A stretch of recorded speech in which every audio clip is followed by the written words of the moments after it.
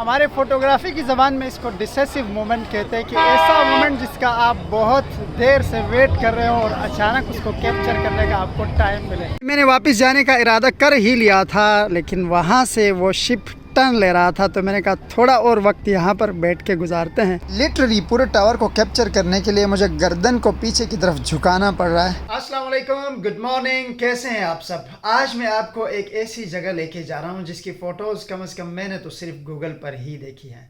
चलते हैं, सबसे पहले फ्रेश होते हैं, उसके बाद नाश्ता भी करते हैं और आपको ले चलते हैं ग्वांगझो टावर की तरफ। ब्रेकफास्ट की फैसिलिटी होटल के अंदर भी है, लेकिन अगर आप चाहें तो बाहर जाके भी कर सकते हैं। चूंकि आज थोड़ी सी गर्मी थी तो आई डिसाइडेड कि ब्रेकफास्ट यहाँ पर ही किया जाए। यहाँ पर एक मसला है, आपको ब्रेकफास्ट चाइनीज़ मिलेगा, लेकिन आपने कॉल पर मेंशन करना है कि मुझे छंछन हलाल ब्रेकफास्ट चाहिए, तो उसके अकॉर्डिंग फिर आपको ब्रेकफास्ट पहुँचा दिया जाता है। करते हैं अब सबसे पहले नाश्ता ऑर्डर। तो उशिलियो一个鸡蛋，一个小米和2个包子，一瓶水，谢谢。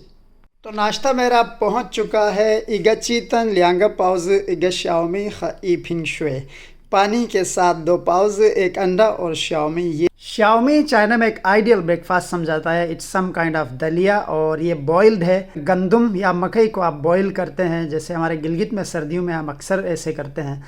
तो वो जब पक के तैयार होता है तो बिल्कुल वो मैश हो जाता है और स्पेशली मॉर्निंग में सेहत के लिए बहुत बेहतरीन है।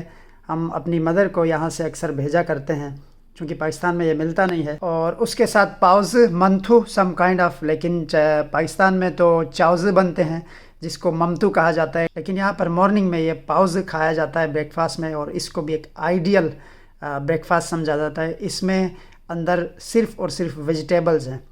मोस्टली अगर आप छिंजन ऑर्डर नहीं करेंगे तो मोस्ट प्रोबेबली पाउज अक्सर चूरो यानी पोर्क का होता है। तो इसलिए आपने मेंशन करना है कि मुझे जो ब्रेकफास्ट है वो छिंजन और हलाल दिया जाए, तो इसलिए मैंने हलाल और छिंजन मंगवाया है।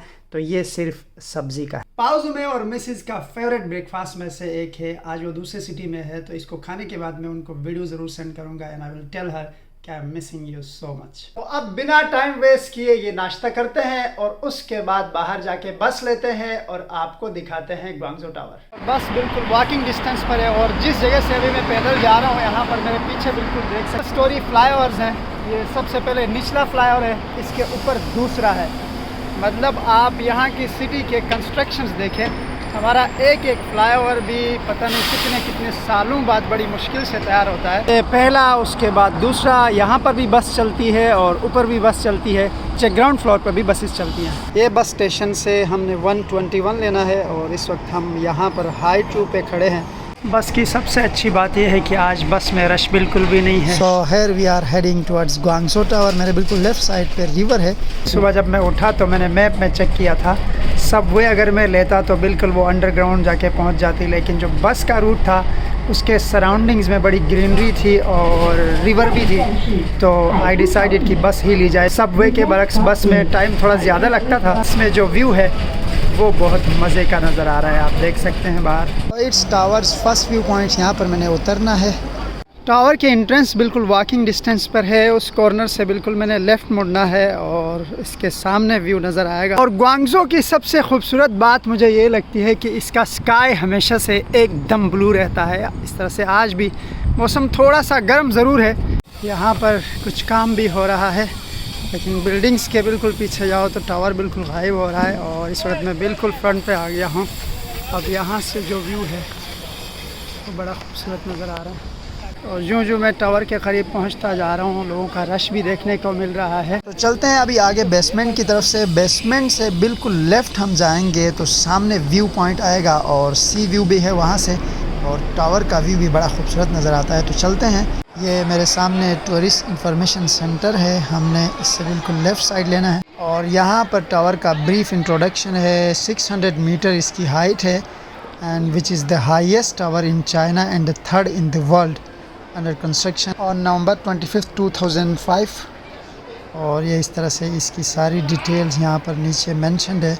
और यहाँ पर टावर का टूरिंग मैप है, इसके चारों अतराफ़ पर कहाँ कहाँ किस तरह से आपने टूरिस्ट डेस्टिनेशंस फाइंड आउट करनी है।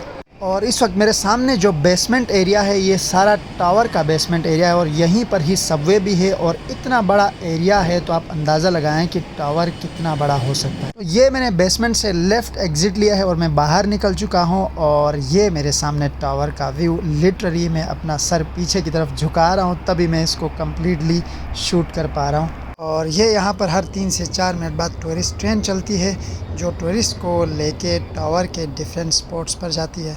और ये मैं बिल्कुल ट्रैक के पास आ चुका हूँ और ये ट्रेन का जो ट्रैक है वो बिल्कुल स्मूथ सा है। नीचे आप देख सकते हैं इतनी खूबसूरत ग्रास है और इस ग्रास के ऊपर ही 2 पटरियाँ ऐसे लगाई हैं जिसके ऊपर ये यहाँ पर चलती है। इस वक्त यहाँ पर मैं अपनी मोस्ट फेवरेट जगह पर आया हूँ। सामने बिल्कुल सी है और मेरे बैक साइड पर टावर है और आज धूप ज़्यादा है तो इसलिए यहाँ पर लोगों का रश नहीं है, तो सुकून से आप पूरा सीन मज़े से एंजॉय कर सकते हैं। हमारे फ़ोटोग्राफी की ज़बान में इसको डिसेसिव मोमेंट कहते हैं कि ऐसा मोमेंट जिसका आप बहुत देर से वेट कर रहे हो और अचानक उसको कैप्चर करने का आपको टाइम मिले। और ट्रेन गुजर चुकी है, अब यहाँ से ईज़िली हम क्रॉस करके दूसरी साइड पे जा सकते हैं। तो चलते हैं, अभी आपको सामने का जो व्यू है वो दिखाते हैं। वाह, यहाँ का व्यू बड़ा खूबसूरत है और हर तरफ स्काई स्क्रैपर्स ही नज़र आ रहे हैं। मोस्ट प्रोबेबली 5 स्टार होटल्स होंगे। और दूसरी यहाँ पर जो सबसे ज़बरदस्त जगह है वो है ये ब्रिज। अभी मैं इस ब्रिज के सेंटर में जाऊँगा और इसके सेंटर से इस पूरी जगह का व्यू इंक्लूडिंग टावर बहुत ज़्यादा खूबसूरत वे में नज़र आते हैं। Let's go to the bridge. यहाँ पर ब्रिज के एरिया में मैं एंटर हो चुका हूँ। अब चलते हैं ब्रिज के ऊपर जाके आगे का व्यू देखते हैं।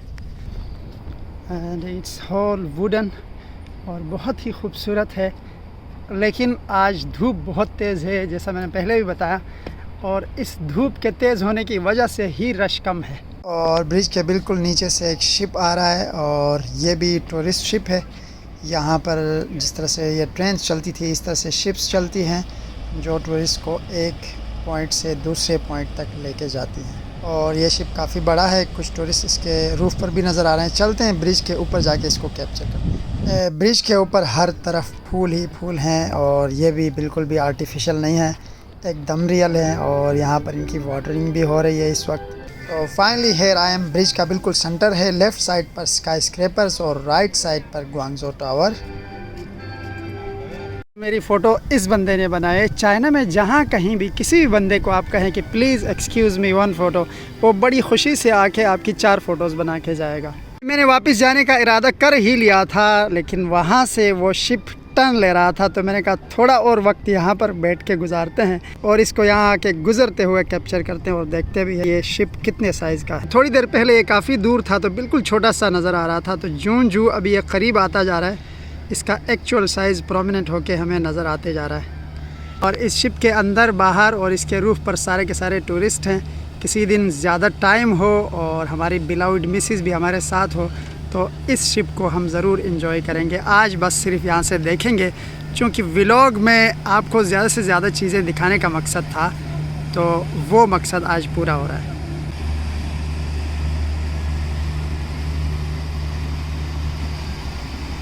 Wow, it's amazing, it's really amazing.